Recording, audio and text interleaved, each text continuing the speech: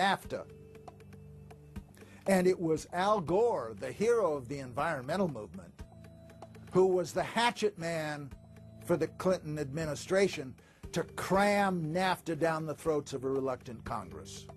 Now, this is a good deal for our country, Larry, and let me explain why. Al Gore, who carried the ball for NAFTA and GATT, is now one of the top standard bearers for the elite's agenda. I didn't interrupt you. Okay, now, guys. Then maybe it just... Is this... NAFTA. Why? Huge numbers of manufacturing jobs left Canada, came into the United States because of a 15% wage differential. We pay our workers less in Canada. Now, when you've got a 7-to-1 wage differential between the United States and Mexico, you will hear the giant sucking sound. No, there's a political lesson, there's a business lesson. Sorry. He serves as the front man for the carbon tax cap and trade scheme, which will not only increase taxes on every American, but will also transfer our national sovereignty and rights to a tyrannical world government, all in the name of saving the earth. Is the legislation that we are discussing here today, is that something that you are going to personally benefit from? If you believe that the reason I have been working on this issue for 30 years is because of greed, you don't know me. I've been willing to put my money where my mouth is. Do you think there's something wrong with being active in business in this country? I am simply asking for clarification. I'm proud of the it. relationship. I'm proud of it. My name's Dr. Tim Ball. I'm a climatologist. I have a PhD in climatology from the Queen Mary College, the University of London, England. And I've been studying climate both with my 9 years in the Canadian Air Force, where it was essential to flying, and then after that at the university. So it's essentially been the whole theme of my career. Initially called climate skeptics. I said, but all scientists are skeptics. If you're not a skeptic, you're not a scientist. And then when that didn't work, then they came out with the charge that we were climate change deniers. And I remember when I was first called a denier, and it was in the Times of London and England, and of course the word denier was clearly deliberately chosen because of the Holocaust connotations of that term. So it was not only a charge that you were ignoring the truth, but you were doing it in a very evil way. And of course, I laugh about that now because my whole career has been anything but a climate change denier. I've spent my career trying to educate people to how much climate changes naturally. So I'm anything but a denier, but of course that is part of the politics. Under the Nazis, there was something called race science. They had a lunatic theory of eugenics, the Aryan heritage, and all the rest of this. Absolute crackpot pseudoscience. There was no empirical measure or empirical test for the validity of those theories. They simply asserted them, and if you were a professor who stood up to them, then the Gestapo would come and take you away. We are perilously close to such a situation right now. Any academic, any other figure standing up to say the global warming theory of Al Gore is a piece of crackpot nonsense is in danger. You'd be fired from a government job, and in many universities, your job would be in danger. And of course, it's also part of what's called ad hominem, that if you can't defeat the person's argument rationally, you start attacking the person. And we see that with these terms, and we see it with Al Gore calling them flat earthers. Congressman, you began by denying that there is a consensus on the science.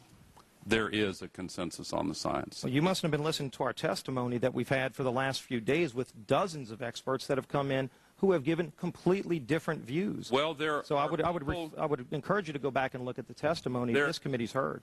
There are people who still believe that the moon landing was staged on a movie lot in Arizona. And neither of us are one of those, and I know you like giving those cute anecdotes. This is not a cutesy issue. We're talking about something that can export millions of jobs out of our economy, out of our country. Richard Lindzen, the MIT professor of atmospheric physics, said it many years ago when he said the consensus was reached before the research had even begun. And then scientists like myself that stood up and said, hold on a minute, I got problems with this. Oh, paid by the oil companies, don't trust that guy. What the international scientific community is saying is correct. There is no legitimate basis for denying it. Now, you hear the consensus argument. Well, the majority of scientists. What they're always talking about is, and originally the IPCC was about 3,600 scientists, is now down to 2,500. That's the people they're talking about. But when you look at it, most of them are bureaucrats. They're not scientists at all. And very, very few of them are actual climate experts. Now, the consequences of that, and whether that's because of man-made CO2, I think are debatable. If CO2 is not causing the climate change, what is? What are the major driving factors? And so they're essentially the ones that are left out by the Intergovernmental Panel on Climate Change. It's unbelievable to me that they can come out and ignore the sun. I mean, everybody knows the sun goes in, it gets cool. You notice that, right? You have an eclipse, the temperature drops, and the birds start to get excited and so on. And when you look at the seasonal changes with the sun, how you can suggest that the sun is not a factor is really quite remarkable. Giving us false scientific information is not going to clean up our environment. Speaking with a lot of promises and innuendo is not going to help clean up our environment. The globalists have co-opted the environmental movement. There are a lot of real environmental problems we face, like genetic engineering, where they're splicing plants, animals, insects, you name it. Toxic waste dumping in the ocean. No one wants to breathe bad air or drink toxic water. But the global carbon tax has nothing to do with that. It's a tax literally on breathing. Go out on the street or talk to your friends, your neighbors. Ask them, hey, should we ban dihydrogen monoxide? It's bad for the environment. The average person will sign your petition calling for the banning of water. That's right. Dihydrogen monoxide is water. It's the same thing with table salt, sodium chloride. And that's exactly what the establishment is doing with carbon dioxide. Ooh, dioxide. It has this scary sounding name. But the truth is, it's one of the 4 elements of life on this planet.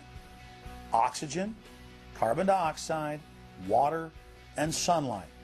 And if the establishment can tax and list as a toxic waste one of those basic 4 building blocks of life, carbon dioxide, they can regulate and control every facet of our lives and shut down any businesses that aren't part of their New World Order. The idea that carbon is a pollutant is essentially a way of saying that humanity is a disease or a cancer that ought to be wiped out. Genocide.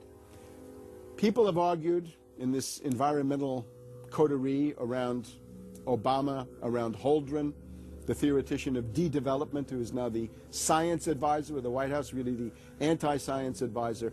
They've argued that babies are carbon monsters, carbon machines, and that every time you breathe out carbon dioxide, you're part of the pollution of the planet. This is an absolutely anti-human doctrine. They use the environmental movement to promote their real agenda, which is globalization and federalization and power.